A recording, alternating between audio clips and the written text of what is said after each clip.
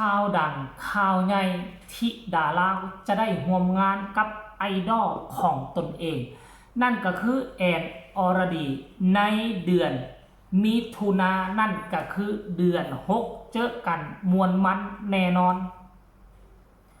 สบายดี FC แฟนคลับของแอนอรดีของบอยศิริไซแห่งวงใจเกินร้อยและขอทักทายสบายดี FC บ้านศรีวิไล FC น้องธิดาลาว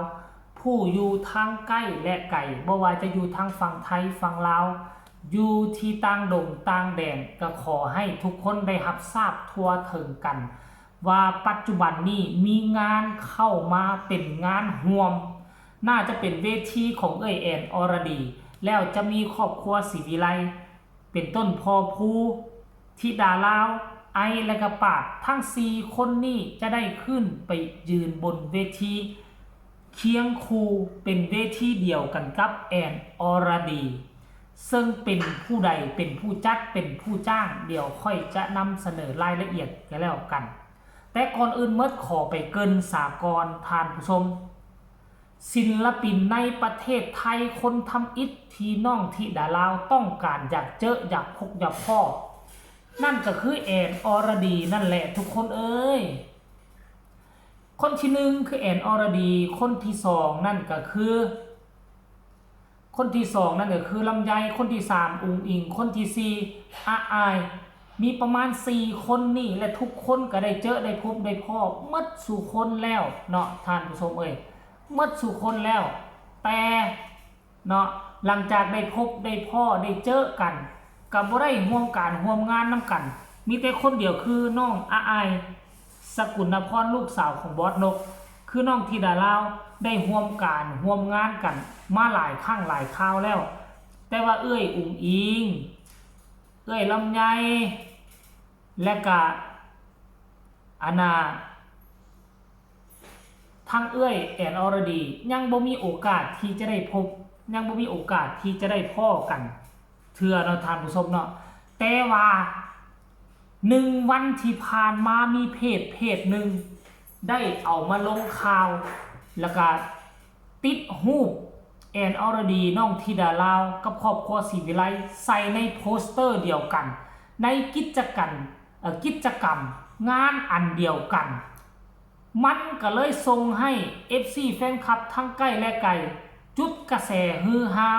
พอผู้ศรีวิไลกระแสออกมาว่าพ่อกันเด้อว่าซั่นขอบคุณ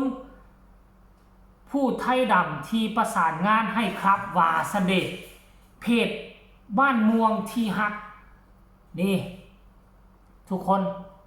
เพจบ้านม่วงที่ฮักออกมาเคลื่อนไหวว่าห้านสุภาไซการเกษตรคืนกำไรให้ลูกค้าคนทัพศิลปินแอนอรดีและทีมงานอาจารย์ผู้ศรีวิไลมามอบความสุขในวันที่5 6 7มิถุนายน2569โดยจะมีการจับรางวัลใหญ่วันที่7มิถุนายนนี่พร้อมรับชมศิลปินสิงโชครางวัลใหญ่เพียงซื้อสินค้าภายในห้างครบ500 บาทจะรับคูปองรวมรุ่นโชคโทษแล้วอยู่ในโปสเตอร์นั่นเดี๋ยวสิอ่านให้ฟังเด้อนี่ในป้ายประกาศว่าจับรางวัลใหญ่ห้างสุภาไซการเกษตรอำเภอบ้านม่วงจังหวัดสกลนครจับรางวัลวันที่7มิถุนายนแอนอรดีว่าซั่นเด้ธิดาลาวศรีวิไลอาจารย์ผู้ศรีวิไลปรารถนาศรีวิไลไอศรีวิไลกติกาว่าซั่นเพียงทานซื้อสินค้าภายในห้างแล้วจะรับคูปองสิงโชคระยะเวลารวมสนุกตั้งแต่วันนี้57มิถุนายนหมายความว่าพวกเจ้าซื้อเครื่องเริ่มตั้งแต่มื้อนี้ไปเนาะจนฮอดวันที่7มิถุนายนพวกเจ้าก็จะมีสิทธิ์เอาไปซิ่งโชคซิ่งรางวัลห่วยมีฮอดตู้เย็นรถที่ไฟฟ้าเครื่องตัดหญ้า แล้วก็จะมีพัดหลอกพัดลมมีหลายรางวัลใหญ่อีกท่านผู้ชม FC แฟนคลับที่สำคัญพวกเจ้าจะได้ไปร่วมงานวาน้องธิดาลาวเวลาพบแอนอรดีอยู่บนเวทีอันเดียวกันแล้วน้องธิดาลาวจะมีสีหน้าท่าทางคือแนวใดแล้วสองคนนี้จะได้ห้องเพลงปะทะกันหรือบ่เพราะว่ามันเป็นความฝันอันยิ่งใหญ่ของน้องธิดาลาวนั่นเองโอ้โหเบิดคำสิเว้าไหมเบิดคำสิเว้าบ่คิดบ่ฝันว่ามันจะเป็นแบบนี้ความโชคดีของน้องธิดาลาวว่าต้องซื้อว่ามีความโชคให้แต่น้องก็ยังมีความโชคดีความโชคให้คืออย่างความโชคให้ก็คือน้องบ่ได้ไปญี่ปุ่นน้ำมูเนาะน้องบ่ได้ไปเผยแพร่วัฒนธรรมน้องบ่ได้ไปแสดงคอนเสิร์ตอยู่ทางญี่ปุ่นอันนี้คือความโชคให้แต่มื้อวานนี้โชคให้มันก็มีความโชคดีเข้ามาในมือเดียวกันมันโชคดีซ้ำกับได้เงินได้ทองพุ่นน่ะซ้ำกับถูกหวยที่ได้มายืนบนเวทีเดียวกับแอนอรดีอย่าลืมว่าพวกเจ้าฮู้บ่น้ำตาน้องธิดาลาวซาอยู่กลางรายการดัง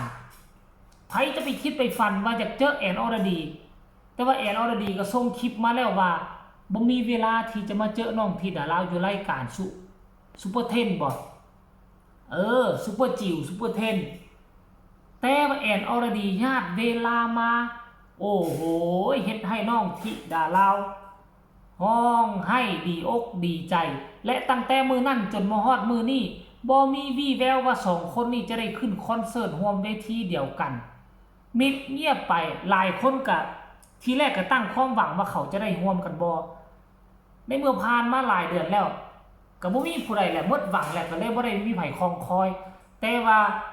มือดีคืนดีมาแบบตุ้มตาม